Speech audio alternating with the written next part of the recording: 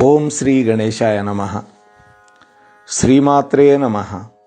శివాయ గురవే నమః. శ్రీకృష్ణ పరబ్రహ్మణే నమః. శ్రీరామాయ నమః.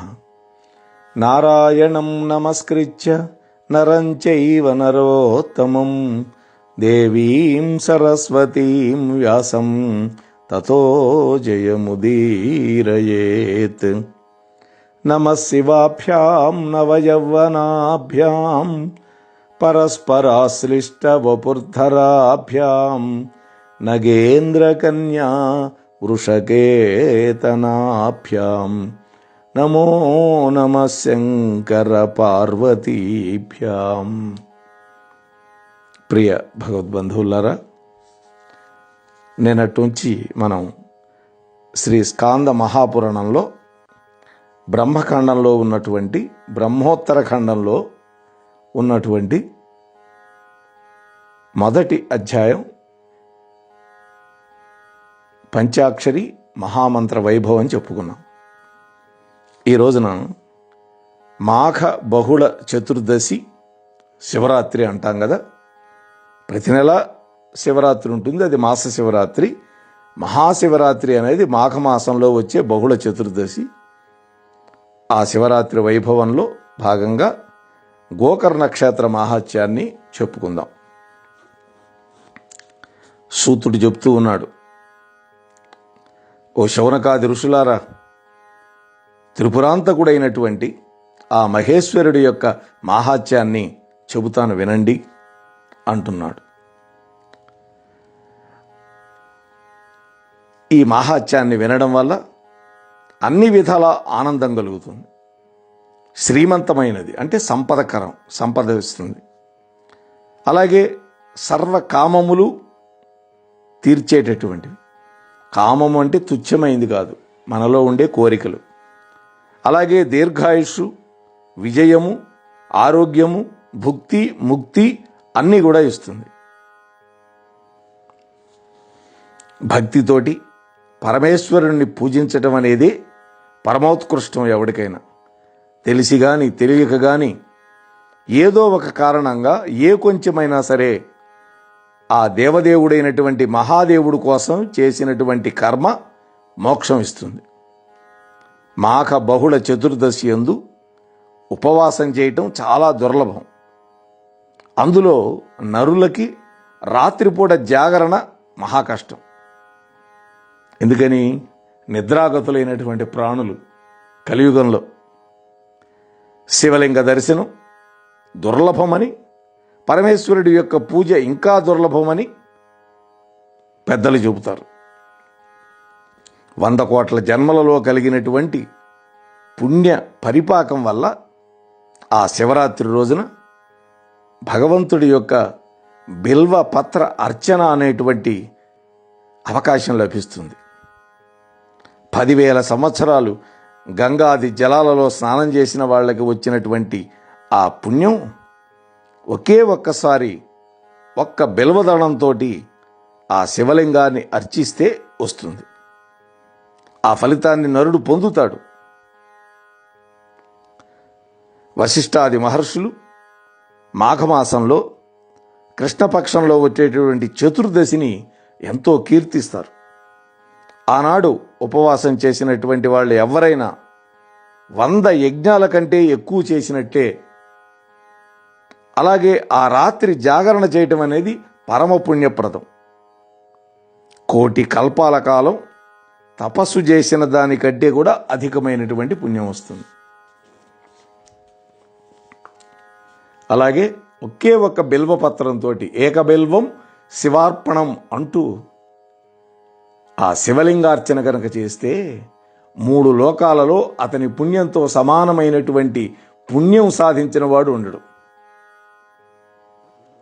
ఇక్కడ పుణ్యప్రదమైనటువంటి పరమశోభనమైనటువంటి ఒకానొక కథ చెబుతాను వినండి అంటున్నాడు సూత పౌరాణికుడు. ఓ శౌనకాదులారా, పూర్వం ఇక్ష్వాకు వంశంలో పుట్టినటువంటి వాడు శ్రీమంతుడు, పరమధార్మికుడు, మిత్రసహుడు అనేటువంటి పేరు గల ఒక రాజుగారు ఉన్నాడు. సూర్యవంశ సంజాతుడు, ఇక్ష్వాకు కులంలో పుట్టాడు. ఆ రాజు సకల శస్త్రాస్త్రాలు తెలిసినటువంటి వాడు, గొప్ప వీరుడు, బలము ఉత్సాహం కలిగినటువంటి వాడు, దయానిధి. అతడి హృదయాన్ని దయచేత ఆక్రమించుకొని ఉంటుంది ఎప్పుడు. అతడి శరీరాన్ని లక్ష్మీదేవి ఆక్రమించుకొని ఉంటుంది. అతడి పాదాలు సామంతరాజుల యొక్క కిరీటాలలో ఉండేటువంటి మణుల కాంతులతోటి ప్రకాశిస్తూ ఉంటాయి. అయితే ఒకసారి వేటాడాలి అనేటువంటి ఒక కోరికతోటి ఆ రాజుగారు గొప్ప సైన్యాన్ని వెంట పెట్టుకొని ఘోరమైనటువంటి అడవిలో ప్రవేశించాడు.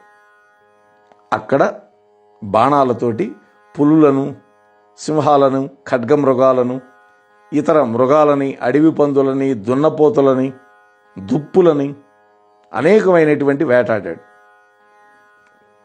అలా వేటలో ఆసక్తితోటి ఆ అడవిలో తిరుగుతూ ఉన్నాడు. ఆ సమయంలో ఒకానొక అగ్నివలే రూపం కలిగినటువంటి ఒక రాక్షసుడిని చంపేశాడు. ఆ సమయంలో ఆ రాక్షసుడి యొక్క తమ్ముడు దుఃఖపడి దూరం నుంచే అన్నగారి యొక్క మరణాన్ని చూసి అక్కడికక్కడే అదృశ్యమయ్యాడు. ఎందుకని? కనిపిస్తే తన్ను కూడా చంపేస్తాడేమో రాజు అని. తన సోదరుణ్ణి చంపాడు కదా, ఆలోచించడం మొదలుపెట్టాడు ఆ రాక్షసుడు.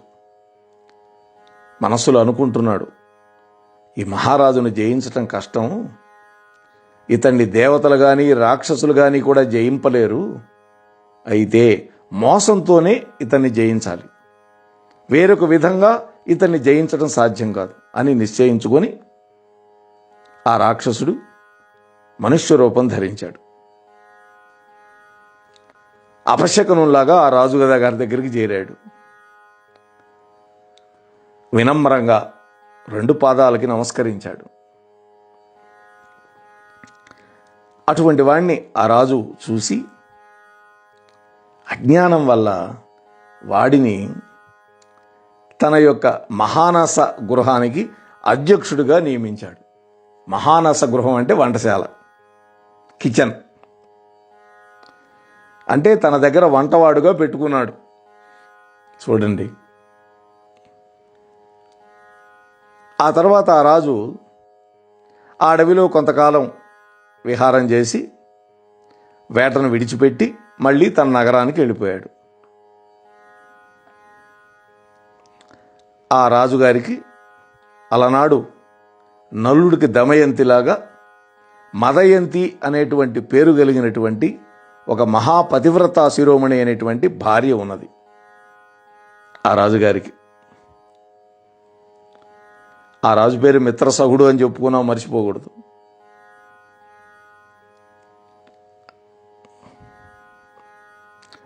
ఆ రాజుగారికి మదయంతి అనేటువంటి పేరు కలిగిన భార్య ఉంది. రాజుగారు ఒకానొక రోజు తన తండ్రి గారి యొక్క శ్రార్థం వచ్చింది, పితృకార్యం. రాజుగారు తండ్రి మరణించినటువంటి రోజు, మనం తద్దినం అంటాం కదా. అలా తండ్రి గారి శ్రార్థం వచ్చినప్పుడు తన కులగురువు అయినటువంటి వశిష్ఠుల వారిని తన ఇంటికి పిలుచుకొచ్చాడు. రాజుగారి దగ్గర వంటవాడి రూపంలో ఉన్నాడు ఈ రాక్షసుడు. వాడిని వంట చేయమని ఆదేశించాడు. ఆ యుగంలో మాంసాహారం కూడా పెట్టేవాళ్ళు. ఏది? శ్రార్థ భోజనంలో. ఆ యుగంలో, కలియుగంలో లేదండి. కలియుగంలో కేవలము మాష చక్రాలు అంటే గారెలు, మినపగారెలు మాత్రమే పెట్టాలి. అంతే తప్ప మాంసం గీంసం పెట్టకూడదు, మహాపాపం. అయితే ఈ వంటవాడిని ఆదేశించాడు, మంచి దుప్పి మాంసం చేసి వండి పెట్టమని. వాడేం చేశాడు? నరమాంసంతో కూడినటువంటి మాంసం కూరని వండి వశిష్ఠుల వారి ముందు పెట్టాడు భోజనానికి. అంటే ఏమిటి వాడి ఉద్దేశం? రాజుగారిని ఎట్టగొట్ట శపింపజేయాలి, ఇది వాడి ఉద్దేశం. తానేం చేయలేడు, గురువుగారి కోపం వస్తే శపిస్తాడు కదా, అందుకని వీడు ఆ పని చేశాడు. అప్పుడు గురువుగారు ఆ మాంసాన్ని చూసి, ఛీ ఛీ, ఏమిటి కపటత్వాన్ని ఆచరిస్తూ నరమాంసాన్ని వండించి నాకు పెట్టిస్తావా? ఓ రాజా, కాబట్టి నీవు రాక్షసుడివైపోతావు అని శాపం పెట్టాడు వశిష్ఠుల వారు. అయితే ఈ పని చేసిన వాడు వంటవాడు కదా, దాన్ని తెలుసుకోకుండా గురువుగారు శపించాడు. ఇందులో రాజుగారి తప్పు లేదు, తప్పంతా ఎవడిది? వంటవాడి రూపంలో ఉన్నటువంటి ఒక రాక్షసుడిది. అయితే తర్వాత ఆయన యోగ దృష్టితో చూసి ఆలోచించి ఆ శాపాన్ని 12 సంవత్సరాల వరకు మాత్రమే అన్నాడు. ఇవాటి నుంచి 12 ఏళ్ల పాటు నీకు ఈ శాపం ఉంటుందన్నాడు. రాజుగారికి కూడా కోపం వచ్చింది. ఎందుకని? తన తప్పు లేకుండా శపించాడు కదా గురువుగారు. అందుకని అన్నాడు, ఓ గురువర్యా, ఇది నేను చేసినటువంటి పని కాదు, కానీ మీరు తెలుసుకోకుండా అనవసరంగా నన్ను శపించారు అని తాను కూడా నీటిని చేతుల్లోకి తీసుకొని గురువుగారిని శపించడానికి సిద్ధపడ్డాడు.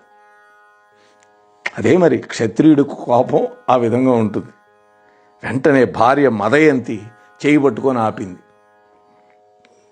ఆ ప్రయత్నాన్ని విరమింపజేసింది. అందుకనే ఆమె గొప్పదైంది. ఆమె మాటల మీద గౌరవంతో శాపం పెట్టకుండా విరమించాడు. అయితే శాపం పెట్టడానికి జలాన్ని స్వీకరించాడుగా చేతుల్లో, మరి ఆ జలాన్ని తన పాదాల మీదే వేసుకున్నాడు. అందువల్ల ఆయన పాదాలు కల్మషపూరితమైనాయి. ఆనాటి నుండి ఆ రాజు కల్మాషపాదుడు అనేటువంటి పేరుతోటి ప్రఖ్యాతి వహించాడు. గురువుగారి శాపంతో రాజు రాక్షసుడై అడవుల పాలయ్యాడు. ఘోరమైనటువంటి రూపాన్ని ధరించాడు. అడవిలో తిరుగుతూ ఉన్నాడు. అనేక జంతువులని మనుష్యులని పట్టుకొని తినేస్తూ ఉన్నాడు, కరకర నవిలేస్తున్నాడు. ఒకసారి ఈ రాక్షస రూపంలో ఉన్నటువంటి రాజు కొత్తగా పెళ్ళైనటువంటి ఒక ముని దంపతులను చూశాడు. అప్పుడే పెళ్ళయింది ముని దంపతులు. ఈ రాజుగారు మనుష్య మాంసం అలవాటు పడ్డాడు కదా, వెంటనే ఆ ముని కుమారుణ్ణి తినడం కోసం పట్టేసుకున్నాడు. తన భర్తని రాక్షసుడు పట్టుకోగా, రాక్షసుడు అనుకుంటున్నది కానీ రాజుగారి ఈ రూపంలో ఉన్నట్టు ఆ అమ్మాయికి కూడా తెలియదు. భయపడిపోయి వణికిపోతూ ఏడుస్తూ దయ కలిగే విధంగా ఈ విధంగా ప్రార్థించింది, ఓ రాజా. వెంటనే ఈమె తెలుసుకుంది. ఆమెకు కూడా యోగ దృష్టి ఉన్నది. తపస్సు వల్ల, భర్త నుంచి పాతివృత్యం వల్ల సంపాదించుకోవటం వల్ల ఆమె వీడు రాక్షసుడు కాదు అని గ్రహించి, సూర్యవంశపు కీర్తిని ధరించేటటువంటి వాడా, నువ్వు పాపం చేయొద్దు, నీవు మహాపతివ్రతా శిరోమణి అయినటువంటి మదయంతికి భర్తవి, ఓ రాజా, నీవు రాక్షసుడివి కాదు. ఓ ప్రభు, ఈతడు నాకు ప్రాణాల కంటే ప్రియమైనవాడు, కొత్తగా పెళ్ళయింది మాకు, అటువంటి నా భర్తను నువ్వు తినద్దు. ఆర్తులకి శరణార్థులకి నీవే గతి కదా మహారాజా. మహాత్ముడైనటువంటి భర్త లేకుండా ఈ దుష్టమైనటువంటి ప్రాణాలతోటి నాకేమిటి ఉపయోగం? ఈ దేహంతో నాకు పని లేదు, ఈ పాంచభౌతిక దేహం నాకెందుకు? ఇతడు బాలుడు, బాలుడు అంటే చిన్నవాడు అని, మరీ చిన్నపిల్లవాడని కాదు, నవయవ్వనంలో ఉన్నాడు, వేదాలను చదువుకున్నటువంటి వాడు, శాంతుడు, తపస్వి, అనేక శాస్త్రాలు అధ్యయనం చేసినటువంటి వాడు. శాస్త్రాలు అనకూడదు. అందువల్ల ఇతడికి ప్రాణదానం చేయటం వల్ల నీవు ఈ సమస్త జగత్తును రక్షించినట్లు అవుతుంది. ఓ మహారాజా, నా మీద దయ చూపించు. ఈ బ్రాహ్మణ స్త్రీ యందు, సాధువులు, అనాథల యందు, కృపణుల యందు, ఆర్తుల యందు దయగలిగినటువంటి వాడివి కదా ప్రభు. ఇక్ష్వాకు వంశంలో పుట్టినటువంటి వాడివి కదా నీవు. కాబట్టి ఈ బ్రాహ్మణ స్త్రీ యందు దయ చూపించు అని ప్రార్థించింది. కన్నీరు మున్నీరుగా విలపిస్తూ ఉంది. కానీ రాక్షస రూపంలో ఉన్నాడు కదా, దయలేనివాడై ఆ విప్రుణ్ణి తినేశాడు, చీల్చి తినేశాడు. ఆ తర్వాత ఆ విప్రుడి యొక్క భార్య కృషించి దీనురాలై ఏడ్చి ఏడ్చి ఏడ్చి చాలా దుఃఖపడింది. ఆ తరువాత ఆమె భర్త యొక్క అస్థికలు తీసుకొని ఒక చితిని ఏర్పాటు చేసుకుంది. అగ్ని ప్రవేశం చేసి భర్త యొక్క ఎముకలతో పాటు, ఎందుకంటే వాడు మాంసం అంతా తినేశాడు, ఎముకలు మాత్రం తినలా వదిలిపెట్టాడు, అగ్నిలో ప్రవేశించింది. అప్పుడు ఆ రాక్షసాకారుడైనటువంటి ఆ రాజుని శాపాస్త్రంతో చంపేసింది. ఎట్లా? ఓరోజు రాజా, పాపాత్ముడా, నీవు నా భర్తను భక్షించావు, అందువల్ల పతివ్రతనైనటువంటి నా గొప్ప శాపాన్ని నువ్వు అనుభవించు. నేటి నుండి నీవు స్త్రీలను కలిసిన వెంటనే నీకు మృత్యువు సంభవిస్తుంది అని పలికి ఆ సతి అగ్నిలో ప్రవేశించింది భర్త యొక్క అస్థికలతో కలిసి. ఆ రాజు గురువుగారు పెట్టినటువంటి శాపాన్ని 12 ఏళ్ల పాటు అనుభవించి తిరిగి తన రూపాన్ని పొంది ఆనందంతో ఇంటికొచ్చాడు. మొదటి శాపం పూర్తయింది, రెండో శాపం ఆమెనే ఉంది. ఆ మునికాంత ఇచ్చినటువంటి శాపం ఏమిటి? ఏ స్త్రీనైతే నువ్వు పట్టుకుంటావో నీకు మరణం సంభవిస్తుంది కదా. కానీ ఆ విప్రుడి యొక్క భార్య శాపం పెట్టిన విషయం మహాపతివ్రత కాబట్టి ఆ మదయంతి తెలుసుకుంది. రతిలాలసుడైనటువంటి తన భర్తని నివారించటం మొదలుపెట్టింది. ఎందుకని? వైధవ్యం లభిస్తుంది అనేటువంటి భయంతో ఉన్నదామె. కానీ సంతానం లేనటువంటి ఆ రాజు రాజ్యభోగాల పట్ల విరాగి అయ్యాడు. మరి భార్యను కలిస్తే కదా సంతానం. అందుకని రాజ్యలక్ష్మిని విడిచిపెట్టి ఆ రాజు అడవికి వెళ్ళిపోయాడు. సూర్యవంశం నిలబెట్టడం కోసం వశిష్ఠ మహర్షి మదయంతి యందు ఒక ఉత్తమ పుత్రుణ్ణి పుట్టించాడు. దాన్ని దేవరన్యాయము అని పిలుస్తారు. ద్వాపరయుగం వరకు ఉన్నది అది.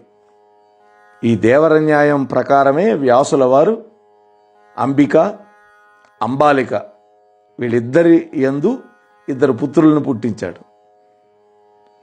అంబిక యందు ధృతరాష్ట్రుడు, అంబాలిక యందు పాండురాజు, అలాగే వాళ్ళ ఇంటి దాసి యందు విదురదేవుడు.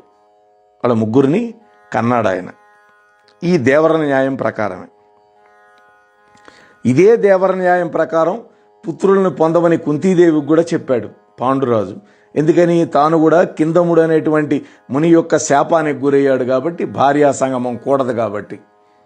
కానీ ఆమెకు దుర్వాస మహర్షి ఇచ్చినటువంటి వరాన్ని గురించి భర్తకి చెప్పి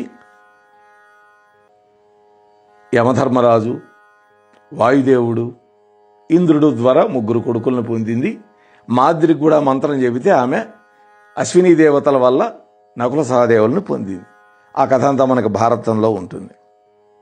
ఇక్కడ కూడా ఇక్ష్వాకు వంశం అంతరించకూడదు అనేటువంటి ఉద్దేశ్యంతో మహాపతివ్రతా శిరోమణి అనేటువంటి ఆ మదయంతి యందు వశిష్ఠుల వారు ఒక పుత్రుణ్ణి పుట్టించాడు.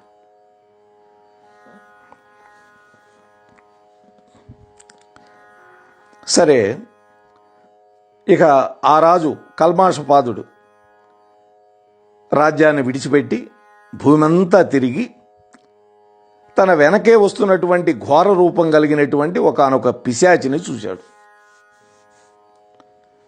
ఆమె ఎవరు? ఘోరమైనటువంటి బ్రహ్మహత్య. బ్రాహ్మణుని చంపాడుగా మునిబాలుడిని, అందువల్ల బ్రహ్మహత్యా దోషం పట్టుకుంది ఈ రాజుగారిని.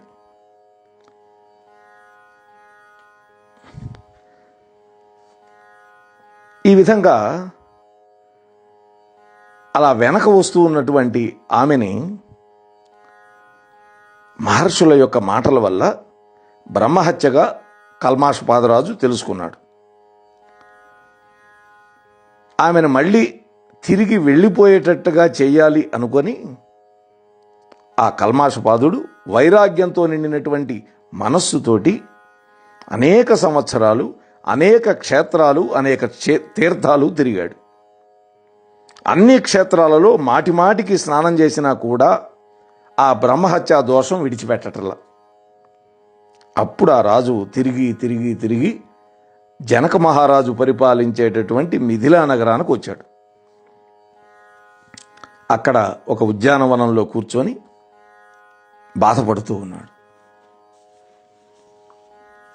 అప్పుడు గౌతమ మహర్షి ఆయన వైపు వస్తూ ఉన్నాడు.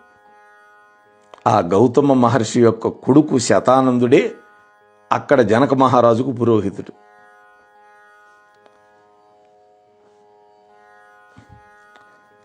అతన్ని సమీపించాడు. ఆ మహర్షిని మాటిమాటికి నమస్కారం చేశాడు గౌతమ మహర్షికి ఈ కల్మాషపాద మహారాజు. అప్పుడు సూర్యవంశ సంజాతుడైనటువంటి ఆ రాజుని గౌతముడు కూడా అభినందించి నవ్వుతూ ప్రేమతో ఈ విధంగా అన్నాడు: ఓ రాజా, కుశలంగా ఉన్నావా? నీ రాజ్యం స్థిరంగా ఉందా? నీ ప్రజలందరూ క్షేమంగా ఉన్నారా? నీ అంతఃపుర కాంతలందరూ క్షేమంగా ఉన్నారా? కానీ సమస్త సంపదలను విడిచిపెట్టి ఇక్కడికెందుకు వచ్చావు నువ్వు? దీర్ఘమైనటువంటి వేడివేడి నిట్టూర్పులు విడుస్తున్నావు. దేని గురించి ఆలోచిస్తున్నావు? దేని గురించి దుఃఖపడుతున్నావు నువ్వు అని ఆ రాజుని అడిగాడు గౌతమ మహర్షి. అప్పుడు మళ్ళీ నమస్కరించి రాజుగారు, ఓ బ్రహ్మన్, మీ దయా విశేషం వల్ల మేమంతా క్షేమమే. ఉత్తమ వంశస్థులైనటువంటి రాజులు అందరికీ సంపదలు బ్రహ్మాయత్తములు కదా. కానీ నన్ను ఈ ఘోర రూపిణి అయినటువంటి పిశాచి బాధ పెడుతూ ఉంది. నేను ఎన్ని తీర్థాలు తిరిగి స్నానం చేసినా కూడా నన్ను విడిచిపెట్టడం లేదు ఈ బ్రహ్మహత్యా పాతకం. మాటిమాటికి భయపెడుతోంది. శాపోపహతున్నైనటువంటి నేను దాటరానటువంటి పాపం ఏం చేశాను? దానికి 1000 ప్రాయశ్చిత్తాలతో కూడా శాంతి కలగటం లేదే స్వామి. అనేక యజ్ఞాలు చేశాను. నా ధనాగారం అంతా దక్షిణగా ఇచ్చేశాను. ఈ భూమండలంలో ఉన్నటువంటి సమస్త నదులు సరస్సులలో స్నానం చేశాను. అన్ని క్షేత్రాలలో స్వాములను దర్శించాను. అఖిల మంత్రాలను జపించాను. దేవతలందరినీ ధ్యానించాను. మహావ్రతాలు ఆచరించాను. కందమూలాలు మాత్రమే తింటూ బతుకుతున్నాను. అయితే నేను చేసిన ఇన్ని పనులు కూడా నన్ను స్వస్థత చేకూర్చలేదు. నాకు మీ దర్శనంతో నా మనస్సు ఆత్మానందాన్ని పొందింది మా అనుభవ. ఈనాటితో నా జన్మ సాఫల్యమైంది అని నాకు అనిపిస్తోంది. అనేక జన్మల నుండి సంపాదించినటువంటి పుణ్యం ఫలించినందువల్ల ఈ రోజున మీరు నాకు కనిపించారు. మీ దివ్యమైన దర్శనం నాకయింది. ఓ స్వామి, ఓ మహర్షి, ఏ దేశం నుండి ఇక్కడికి వచ్చారు? మీరు సంసార భయం నుంచి కాపాడేటటువంటి వాళ్ళు. మీరు చాలా దూరం నుంచి వచ్చి అలిసిపోయినట్లుగా నాకు కనిపిస్తున్నారు. ఓ మహాభాగా, పాపాన్ని ఆచరించినటువంటి నాకు, మీ పాదపద్మాలని శరణు వేడుకున్నటువంటి నాకు ఈవేళ శాంతిని ప్రసాదించండి. దానివల్ల నాకు సుఖం కలిగేటట్టుగా చేయండి అని ఆర్తితోటి ప్రార్థించాడు కల్మాషపాద మహారాజు. అప్పుడు గౌతముల వారు అంటున్నారు: ఓ రాజేంద్ర, నువ్వు నిజంగా ధన్యుడు అయ్యావు. మహాపాపాల నుండి భయపడద్దు. రక్షకుడుగా శివుడు ఉండగా శరణు కోరుకునేటువంటి భక్తులకి భయం ఇంకెక్కడుంటుంది? ఓ రాజా, మహాపాతకాలను హరించేటటువంటిది, మనోహరమైనటువంటిది గోకర్ణం అనేటువంటి పేరు గల గొప్ప క్షేత్రం ఉంది. అక్కడ ఉన్నటువంటి గొప్ప వాటికంటే గొప్పవైనటువంటి పాపాలను కూడా నాశనం చేసే క్షేత్రం అది. స్మరణ మాత్రం చేత సమస్త పాపాలని ఆ క్షేత్రం నశింపజేస్తుంది. అక్కడ శివుడు వెలసి ఉన్నాడు. కైలాస శిఖరంలో ఏ విధంగా ఉంటాడో అదేవిధంగా ఆ గోకర్ణ క్షేత్రంలో శివుడు వెలసి ఉన్నాడు. అగ్ని గాని, చంద్రుడు గాని, నక్షత్ర గ్రహ తారకలు గాని,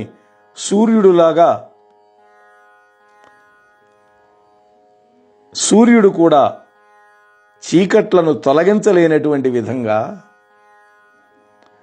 ఆ గోకర్ణ క్షేత్రం సమస్త జనుల యొక్క పాపాలని తొలగించి శుద్ధిని కలిగిస్తుంది. బ్రహ్మహత్యాది దోషాలు చేసినటువంటి మానవుడు ఆ గోకర్ణ క్షేత్రంలో ఒక్కసారి ప్రవేశిస్తే చాలు ఆ బ్రహ్మహత్యా దోషం నుండి బయటపడతాడు.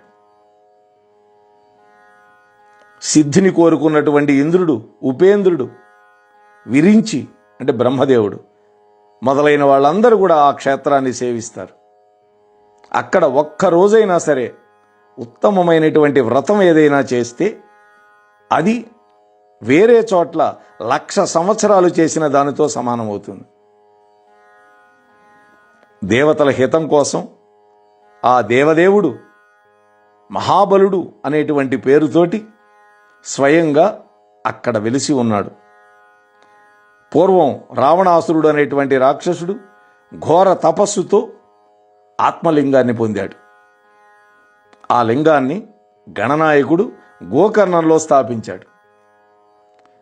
ఇంద్రుడు, బ్రహ్మ, ముకుందుడు, విశ్వే దేవతలు, మరుద్గణాలు, ఆదిత్యులు, అష్టవసువులు, అశ్విని దేవతలు, సూర్యుడు, చంద్రుడు వీళ్ళందరూ కూడా విమానంలో వెళుతూ తమ పరివారంతో పాటు దేవదేవుడైనటువంటి ఈ శివుని యొక్క పూర్వద్వారాన్ని సేవిస్తారు. అలాగే మృత్యుదేవత చిత్రగుప్తుడు, అగ్నిదేవుడు, పితృదేవతలతో రుద్రుడు వీళ్ళందరూ కూడా దక్షిణ ద్వారాన్ని ఆశ్రయిస్తారు. చూసారా? వరుణుడు గంగాది నదులతో కూడి పశ్చిమ ద్వారాన్ని ఆశ్రయించి సేవించుకుంటూ ఉంటారు. వాయుదేవుడు, కుబేరుడు, చండిక మొదలైన వాళ్లతో కలిసి ఉత్తర ద్వారాన్ని ఆశ్రయించి ఉంటారు. విశ్వావసువు, చిత్రరథుడు, చిత్రసేనుడు వీళ్ళందరూ కూడా గంధర్వులతో కలిసి ఆ మహాబలుణ్ణి పూజిస్తారు. రంభ, ఘృతాచి, మేనక, పూర్వచిత్తి, తిలోత్తమ, ఊర్వశి మొదలైనటువంటి దేవతా స్త్రీలు ఆ స్వామి ఎదుట నృత్యం చేస్తూ ఉంటారు. వశిష్ఠుడు, కశ్యపుడు, కణ్వుడు, విశ్వామిత్రుడు వీళ్ళంతా మహా తపస్సంపన్నులు. అలాగే జైమిని, భరద్వాజుడు, జాబాలి, క్రతువు, అంగిరసుడు, గౌతముడు అంటే నేను, ఓ రాజేంద్ర అందరం కూడా స్వచ్ఛమైనటువంటి బ్రహ్మర్షులం. మహాబలుడైనటువంటి ఆ దేవుణ్ణి భక్తితో మేమందరం ఉపాసన చేసుకుంటూ ఉన్నాం. సనకాది మహాత్ములు కూడా ఉపాసిస్తారు. అదేవిధంగా దేవతలు, గంధర్వులు, పితృదేవతలు, సిద్ధులు, చారణులు, విద్యాధరులు, కింపురుషులు, కిన్నెరులు, గుహ్యకులు, పక్షులు, నాగులు, పిశాచులు, బేతాళములు వీళ్ళందరూ కూడా అనేక భూషణాలు, వాహనాలు ధరించిన వాళ్ళై విమానాలలో వచ్చి స్వామివారిని పొగుడుతూ స్వామివారి యొక్క దివ్య దర్శనాన్ని చేసుకొని స్వామివారిని పూజించుకుంటూ ఉంటారు. వీళ్ళంతా శివుడి దగ్గర నాట్యం చేస్తారు, ఆనందపడుతూ ఉంటారు. ఓ మహారాజా, ఈ గోకర్ణ క్షేత్రంలో ఇలా చేస్తూ వీళ్ళందరూ తమ కోరుకున్నటువంటి కోరికలన్నీ కూడా పొందుతారు. ఈ బ్రహ్మాండ గోళంలో గోకర్ణ క్షేత్రంతో సమానమైన క్షేత్రం మరొకటి లేదు. అగస్త్య మహర్షి అక్కడ ఘోరమైనటువంటి తపస్సు చేశాడు గతంలో. అదేవిధంగా సనత్ కుమారుడు, ప్రియవ్రతుడి యొక్క కొడుకులు తపస్సు చేశారు. ఓ రాజా, అగ్నిదేవుడు, మన్మథుడు కూడా అక్కడ తపస్సు చేశారు. భద్రకాళి, శింసుమారుడు, దుర్ముఖుడు అక్కడ తపస్సు చేశారు. అలాగే నాగులు, గరుత్మంతుడు, రావణాసురుడు, కుంభకర్ణుడు కూడా అక్కడే తపస్సు చేశారు. మహాపుణ్యాత్ముడైనటువంటి విభీషణుడు కూడా తపస్సు చేసిన ప్రాంతం అదే. వీళ్ళందరూ కూడా ఈ గోకర్ణంలో దేవదేవుడైనటువంటి శంకరుణ్ణి భక్తితో ఆరాధన చేసి తమ పేరుతోటి లింగాలను స్థాపించారు. వాళ్ళు సిద్ధిని పొందారు. అలాగే తీర్థాలు కూడా ఏర్పాటు చేశారు. ఇక్కడ అందరి దేవతలకి స్థానాలు ఉన్నాయి. ఓ రాజా, విష్ణుమూర్తికి, బ్రహ్మకి, కార్తికేయుడికి, గజాననుడికి, క్షేత్రపాలకుడైనటువంటి ధర్ముడికి, దుర్గాదేవికి గోకర్ణంలో కోట్ల కోట్ల కొలది శివలింగాలున్నాయి. అడుగడుగున లెక్కింపటానికి సామర్థ్యం లేనటువంటి తీర్థాలు ఇక్కడ ఉన్నాయి. ఓ రాజా, ఈ గోకర్ణంలో అన్ని రాళ్ళు శివలింగాలే, అన్ని నీళ్లు తీర్థాలే. పశ్చిమ సముద్ర తీరంలో ఉన్నటువంటి ఈ గోకర్ణం ఉత్తమోత్తమైనటువంటిది. బ్రహ్మహత్యాది పాతకాలని కాల్చివేస్తుంది అనడంలో ఆశ్చర్యం లేదయ్యా అని గౌతముల వారు చెబుతూ ఉన్నారు. ఓ రాజా, ఆ క్షేత్రంలో ఉన్నటువంటి స్వామిని పుణ్యతిథులలో, పుణ్య నక్షత్రాలలో, పుణ్య వారాలలో ఎవరైతే అర్చిస్తారో వాళ్ళు సాక్షాత్తు రుద్రులే అవుతారు.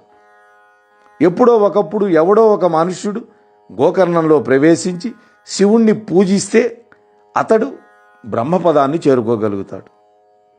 ఆది, సోమ, బుధవారాలలో అమావాస్య తిథి వస్తే అక్కడ సముద్రంలో స్నానం చేసి దానము, పితృతర్పణము, శివపూజ, జపం, హోమం, వ్రతచర్య, బ్రాహ్మణ పూజ వీటిల్లో ఏ కొంచెమైనా కూడా చేసినా కూడా అనంతమైనటువంటి ఫలితాన్ని ఇస్తుంది.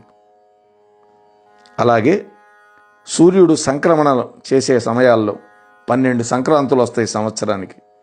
అలాగే మహాప్రదోష సమయంలో, అంటే సాయంకాలం పూట ప్రదోషం, అంటే సూర్యాస్తమయానికి ఒక అరగంట ముందు వెనక, అది ప్రదోషం. ఆ సమయంలో పూజలు చేస్తే మోక్షాన్ని ఇస్తుంది. ఓ రాజా, ఇంకా మోక్షాన్ని ఇచ్చేటటువంటి మరొక తిథి గురించి నీకు చెబుతాను విను. ఆ తిథిలో మహావ్యాధుడు అంటే శంకరుడు